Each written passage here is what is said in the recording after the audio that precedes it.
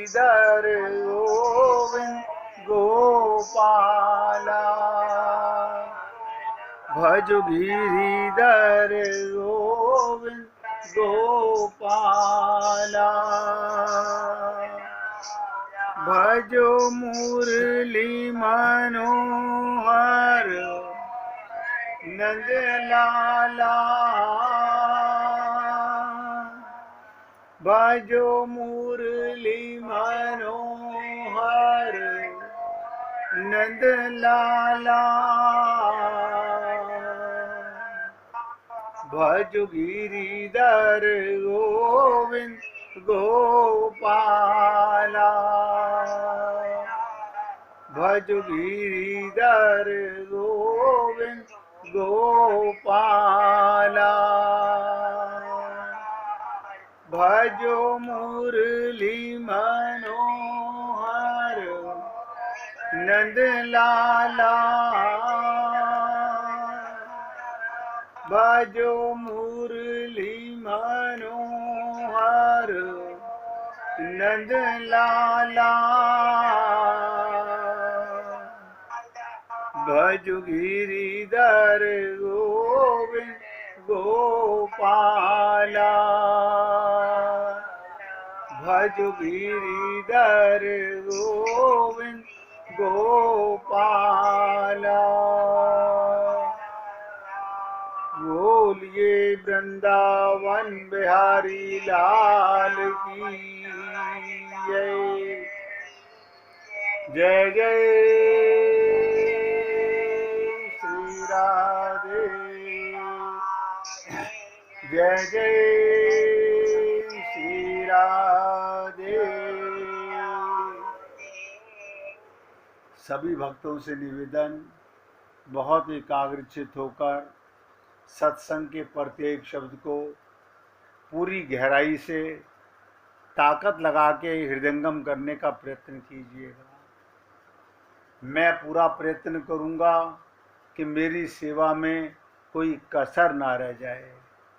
और आप सब पुण्य आत्माओं से निवेदन करूंगा, आप भगवान और अपने गुरु का ध्यान करते हुए एक एक शब्द को हृदयंगम करने का पूरा प्रयत्न करें, क्योंकि ये देह मिल चुका है। इसी देह में हम भगवत प्राप्ति की ओर अग्रसर हो सकते हैं। एक बार आप आगे बढ़ गए, फिर कोई आपको रोक नहीं सकता। एक बार मन में जहां पूर्ण विश्वास हो गया, दृढ़ संकल्प हो गया, फिर माया जो आज आपको पीछे धकेल रही है, वही आपकी सहायता भी करेगी। इसलिए हमें प्रयत्नशील रहना चाहिए। सबसे सरल मार्ग, बहुत इंपॉर्टेंट बात बताने जा रहा हूं। शरीर रहते हुए शरीर छूट जाएगा, उसके बाद की कोई गारंटी नहीं है। शरीर रहते हुए भगवत प्राप्ति होने का सबसे सरल उपाय, कल्याण करने का सबसे सरल उपाय गीता हमें बताती है।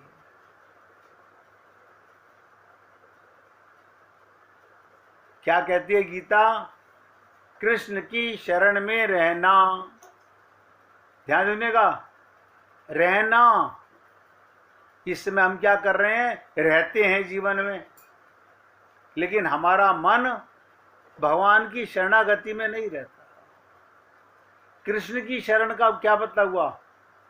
आत्मज्ञान का होना और परमात्मा का साथ अनुभव करना, बस ये शरण में है।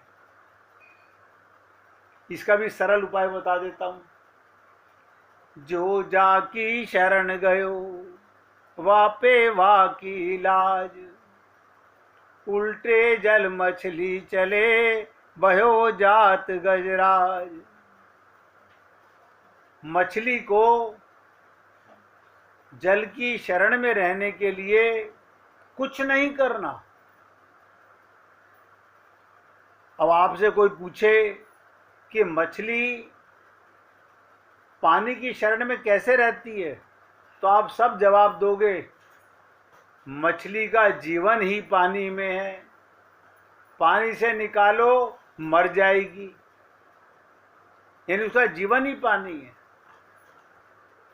हमें इस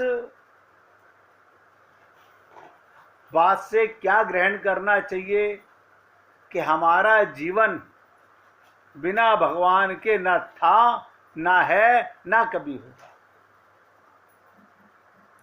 और ये जानकर के आप लोग खुश होंगे, आप भगवान के बिना किसी योनि में नहीं रहे। आप पशु योनि में, पक्षी योनि में, जीव जंतुओं की योनि में, वृक्षों की योनि में, न जाने कितनी योनियों में हम जा चुके, लेकिन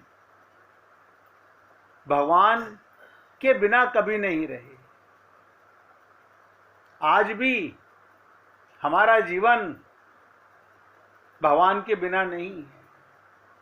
आज भी आप और हम सब भगवान के ही साथ रहते हैं, यानी हमारा जीवन भगवान की शरण में है, ये विश्वास होना चाहिए। आप बताइए, जहां इस शरीर में से पहली बात तो आत्मा और परमात्मा एक जना कभी नहीं जाता, ये भी सब नोट कर लो। ऐसा कभी नहीं हुआ परमात्मा चला गया आत्मा रह गई, इम्पॉसिबल। आत्मा चली गई परमात्मा रह गया, इम्पॉसिबल। ये बालक और पालक सदा साथ रहते हैं।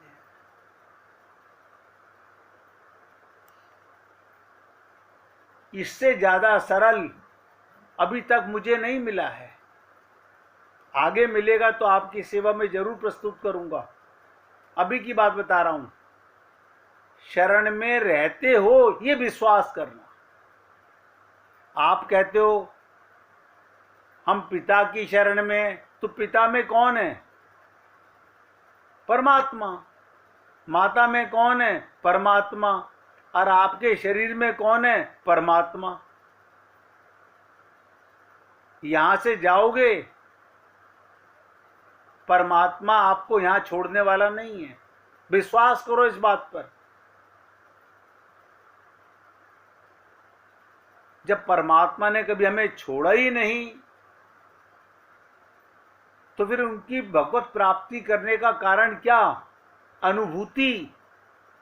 हर जन्म में भगवान हमारे साथ थे, साथ हैं और साथ ही रहेंगे, लेकिन आप और हम लोग भूले हुए हैं। सब देखिएगा, आपके प्राण, आपके सांस, आपका ये जो ऊर्जा शक्ति काम कर रही है, कोई बता दे पैसे की ताकत पे चल रहा हो, परिवार की ताकत पे चल रहा हो? है आपके पास कोई प्रमाण? केवल परमात्मा है। आप चेतन हैं, जीवित हैं, बिना परमात्मा के नहीं। इन शब्दों पर अगर पक्का विश्वास हो जाए, ये शरण होना होता है। जैसे हमें परिवार का कितना तगड़ा विश्वास है, हम अपने पिता की शरण में रहते हैं, हम माता की शरण में रहते हैं। वो टेम्परेरी का तो विश्वास है, जो कभी परमानेंट रहोगे नहीं, कभी नहीं रहोगे। या तो माता पिता पहले जाएंगे या हम पहले जाएंगे, लेकिन परमात्मा तो कभी नहीं जाता आपको छोड़कर। अब बताइए, इससे भी सरल कोई मार्ग मुझे तो नहीं मिला अब तक, और ये अभी ताजा ताजा मिला है। शरणागति करनी भी नहीं है अब तो, फिर क्या करना है? विश्वास करना है कि मैं भगवान की शरण में ही हूं, मेरा जीवन भगवान के ही साथ है, उसके बिना मैं कभी रहा ही नहीं, रह सकता नहीं।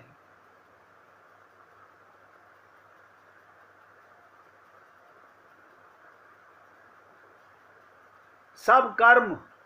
अब बताइएगा, अगर आप भगवान की गोदी में हो, आपको ये पता चल गया कि मैं जो कुछ भी करता हूं वो भगवान की ताकत के बिना नहीं कर सकता। किसी के पास कभी आज तक कोई ताकत है ही नहीं। ऐसा कोई जीव संसार में ना आया है आज तक, ना कभी आएगा, कि जो अपनी ताकत से काम कर ले। ब्रह्म धोखा है अपनी ताकत का। सब कर्म कृष्ण की प्रसन्नता के लिए करना। क्या मतलब? जिसकी ताकत से कर रहा हूं उसकी प्रसन्नता के लिए काम करूंगा। कैसे? वो मेरा अंशी, मैं उसका अंश। हर अंश अपने अंशी के लिए कार्य करता है। अब बताओ, भगवान का कौन सा काम है? ये भी सरल तरीके से समझ लीजिएगा। जहां रहते हो, जो काम करते हो, वो भगवान का काम है, अलग से कुछ नहीं करना। हम गलती क्या करते हैं फिर? वो काम तो हम रोज ही करते हैं, घर परिवार का, दुकान चलाते हैं, व्यापार करते हैं। हम इतना पाप करते हैं, भगवान का मान के नहीं करते।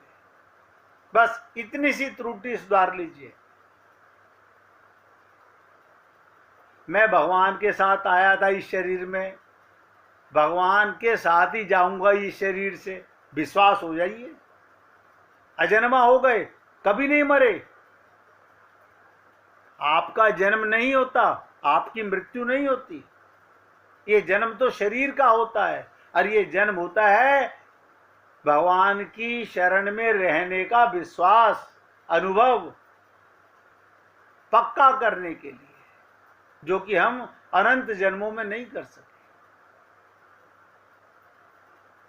तो क्या मतलब? कोई भी कर्म करें तो ऐसा समझना कि भगवान की पूजा हो रही है। बताइए, कोई मुझे बता दे अलग से पूजा का मतलब क्या? हर कर्म में, हर सांस में हो रही है सुमिरन, माने पूजा। लेकिन आप और हम लोग पूजा अलग करते हैं, पाप अलग करते हैं। क्यों? क्यों? क्योंकि हम अपने आप को भगवान के साथ अनुभव नहीं करते। ताकत उसी की है, ताकत उसी की है, ऊर्जा उसी की है, लेकिन हम अपना अहंकार करते हैं।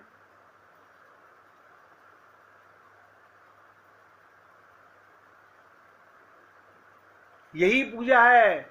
फल की कोई इच्छा ना रखना, समस्त कर्म कृष्ण को अर्पण करना, बस।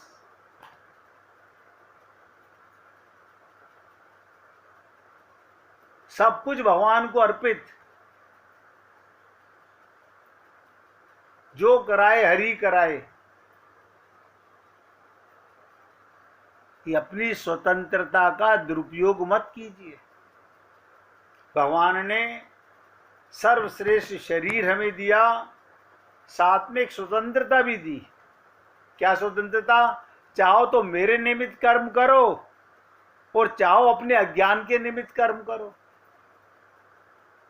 आप और हम लोग कर्म तो करते हैं, कर्म करना पाप नहीं है। पाप क्या है? भगवान का मान के नहीं करते, अपना मान के करते हैं। सांस लेने तक की तो अपनी हिम्मत नहीं है, एक सांस लेने की ताकत नहीं है हमें।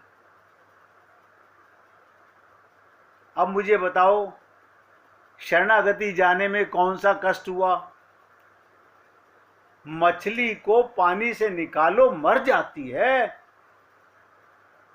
और इस देह में यह विश्वास कि परमात्मा से अलग हमें कोई कर ही नहीं सकता। पूर्ण विश्वास, इसी को पूर्ण शरणागति कहते हैं। अन्यथा आप कितना भी उपद्रव कर लीजिए, नतीजा ठंडन गोपाल निकलने वाला है।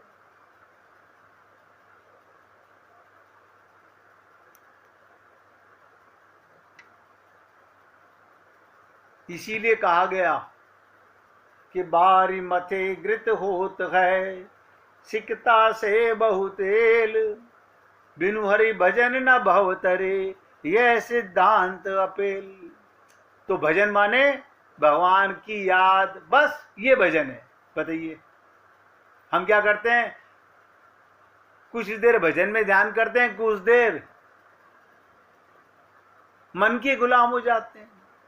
अरे मैं कह रहा हूं कुछ भी करो, आप गाना गाओ, गजल गाओ, घूमो फिरो, भगवान के साथ चलो, बस भगवान को साथ में महसूस करो। आपसे पाप कभी नहीं हो सकता।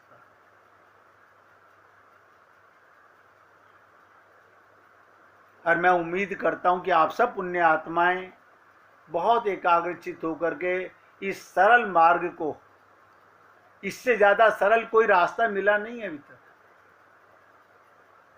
शरणागति करनी भी नहीं, अब तो विश्वास करना कि मैं भगवान की शरण में हूं, बाकी सब माना हुआ है।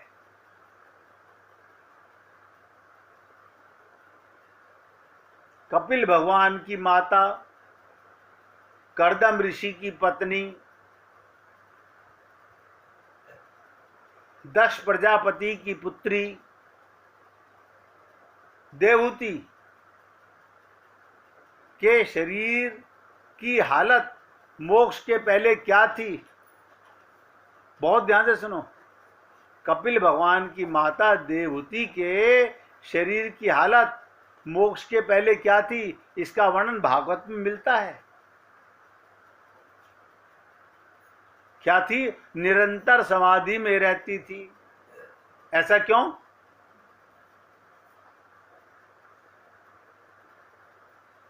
क्योंकि वो जान गई थी कि विषय अनित्य हैं, सत्य नहीं हैं, इनसे सुख नहीं मिल सकता। उन्हें अपने शरीर की सुध भी नहीं रहती थी। जैसे जागे हुए व्यक्ति को अपने सपनों में देखे हुए शरीर की नहीं रहती। उनके शरीर का पोषण दूसरे लोग ही करते थे। उन्हें कोई दुख नहीं था, इसलिए शरीर कमजोर नहीं हुआ। शरीर पर पूरा तेज था देवहूति के। शरीर की रक्षा प्रारब्ध ही करता था। उन्होंने शीघ्र ही भगवान को प्राप्त कर लिया। इससे इस बात को साफ है कि जो लोग जीते जी ही, सब नोट करो, जो लोग जीते जी माया के बंधन से मुक्त हो चुके होते हैं। क्या मतलब? भगवान के साथ अपने को अनुभव करने लगते हैं कि मेरा जीवन, मैं भगवान की गोदी में रहता हूं, मैं भगवान की गोदी में रहता हूं। आप कहोगे पैर तो मेरे चलते हैं। पहली बात तो आपका भ्रम के मेरे पैर। आप तो परमात्मा की गोदी में होते हो कि परमात्मा के पैर हैं जो चलते हैं, उसकी ताकत से चलते हैं। विश्वास करो। यही तो मछली का उल्टे चलना है। उल्टे जल मछली चले। पूर्ण विश्वास के साथ अपने जीवन के अंदर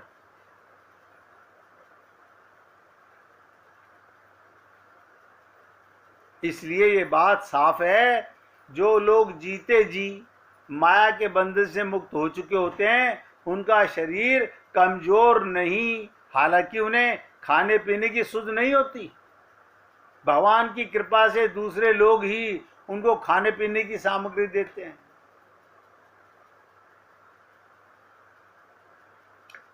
आत्मज्ञान से अब उनका मन दुर्बल नहीं है। वो शरीर को मरते हुए अनुभव करते हैं, जा रहा है, जाए ना, मेरा गोविंद तो मेरे साथ है, वो मुझे छोड़ के कभी नहीं जाएगा। पूर्ण विश्वास। लेकिन हम लोगों ने अपने को शरीर माना हुआ है। देखो कमाल की चीज, जो अंदर बैठा उसे अपना नहीं माना हुआ। जिसकी ताकत से हम सांस ले रहे हैं, प्राण चल रहे हैं, उसे अपना नहीं माना हुआ। और जो शरीर के संबंधी हैं, सब स्वार्थी हैं, उन्हें अपना माना हुआ है।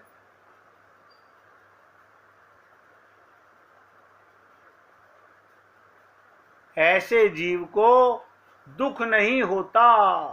फिर क्या होता है? हमेशा एक आनंद में रहते हैं।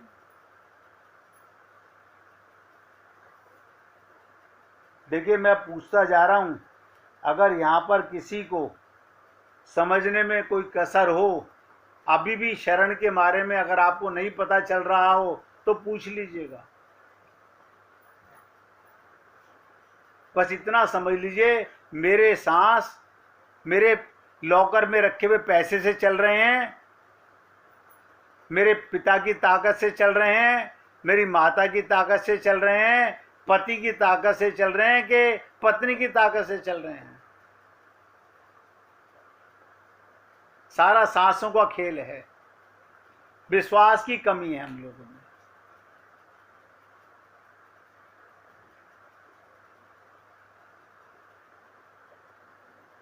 हम पिछले कई दिनों में देख चुके, श्री राम ने हनुमान को मुक्ति उपनिषद के पहले अध्याय में उपदेश दिया कि पापी भी, नोट करो, पापी भी यदि भगवान का नाम ले तो मुक्त हो जाता है।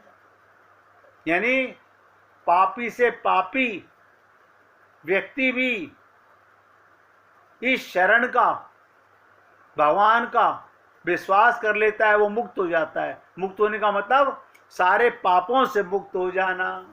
और हम लोग क्या कर रहे हैं? पंडित जी, हमसे गाय की हत्या हो गई थी, पंडित जी हमसे ब्राह्मण की हत्या हो गई थी, पंडित जी हमने ये काम कर लिया था, मेरी कैसे ये पाप खत्म होंगे? और भगवान श्री कृष्ण की बात पर विश्वास नहीं। वो कह रहे हैं माम एकम शरणम ब्रज, केवल मेरी शरण में रहो, एम त्वाम सर्व पापेभ्यो, मैं तुम्हारे अब तक के, ध्यान से सुनो, जो तुम्हें इस जन्म के पाप याद है वो ही नहीं, पिछले सारे जन्मों के पाप समाप्त हो जाएंगे। यानी सरल मार्ग हम अपनाना नहीं चाहते। क्यों? हमारे पास पैसा है, हम पैसा खर्च करके उपाय करेंगे।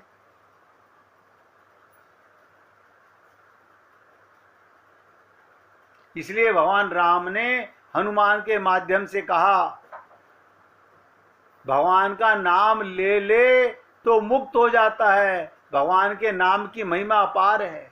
रूप ध्यान सहित नाम जप भगवत प्राप्ति का, चारों प्रकार की मुक्ति जो भक्तों को मिलती है, जिसका वर्णन ऊपर किया जा चुका है पहले हमने।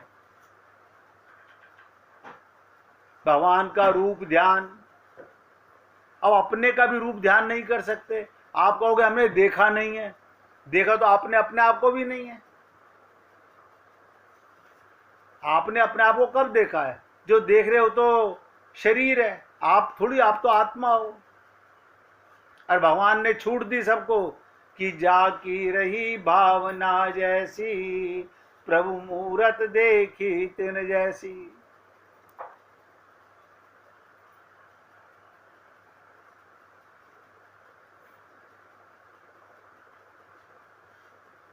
ऐसा जीव भगवान की शरण में मानते ही, विश्वास करते ही अनंत काल के लिए भगवान की सेवा की प्राप्ति का ठेकेदार हो जाता है, जिसे भक्त समस्त प्रकार के मोक्ष ठुकराना मांगते हैं। हमें अब मोक्ष नहीं चाहिए। ऐसा भक्त क्या कहता है? जहां ले चलोगे वहीं मैं चलूंगा, जहां नाथ रख लोगे वहीं मैं रहूंगा। क्यों? उसने कहा ये जीवन समर्पित चरण में तुम्हारे। बताइए, हमने समर्पित किया नहीं? हमने जीवन, मैं शरीर की बात नहीं कर रहा हूं, ये जीवन समर्पित चरण में तुम्हारे, तुम्ही मेरे सर्वस, तुम्ही प्राण प्यारे।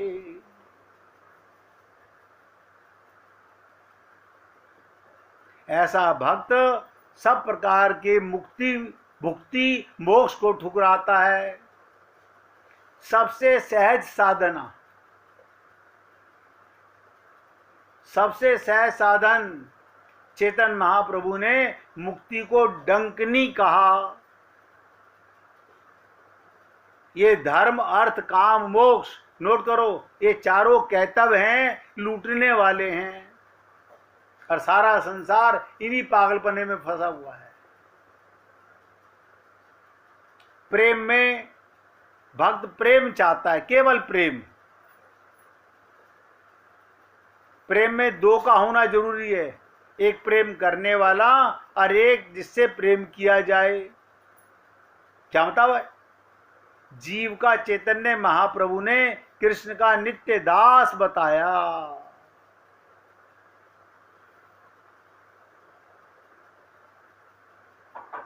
देखो, हमारे जगत गुरुओं ने अपने अपने ढंग से, अभी मैंने कहा चैतन्य महाप्रभु ने क्या बताया, इन्हीं को गौरांग महाप्रभु कहते हैं।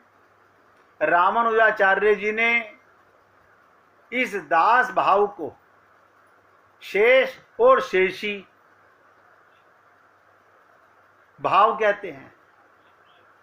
मैं तुम्हारा अंश, तुम मेरे अंशी, मैं तुम्हारा ही शेष हूं, मैं तुम्हारा ही अंश हूं। यह रामानुजाचार्य जी का कथन है। माधवाचार्य जी जीव को हरि का अनुचर कहते हैं। अनुचर माने क्या होता है? पीछे पीछे चलने वाला। जब मैं तुम्हारी गोदी में हूं तो किसके साथ चलूंगा? तुम्हारे साथ ही चलूंगा। और तुलसीदास जी कहते हैं सेवक और सेव्य भाव। आप सेवक हैं, वो सेव्य है, बिना भवसागर के पार नहीं जा सकता। और हम लोग पैसे के दम पर, अरे बाबा ये सांसारिक समुद्र पार कर सकते हो, भवसागर पार नहीं कर सकते।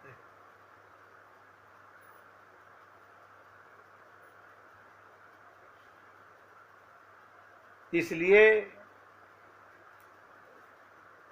आपसे निवेदन करता हूं, 1 मिनट भगवान का कीर्तन करेंगे, फिर आगे बढ़ते हैं।